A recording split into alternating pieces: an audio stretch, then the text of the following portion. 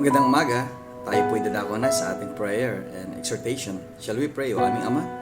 Ang kaligtasan ay dumating sa pamilyang Pilipino at ang kapayapaan niyo sa pangalan ni Jesus. Amen. Well, let's proceed to our exhortation. 1 Thessalonians chapter 1 and verse 6 and verse 5, For our gospel came not unto you in word only, but also in power and in the Holy Ghost and in much assurance, as you know what manner of men we were among you for your sake. Well, ang salita ng Panginoon Kristo, hindi lang to sa pamamagitan ng mga aral, mga salita, kundi ito po ay kinakailangan isinasa buhay natin.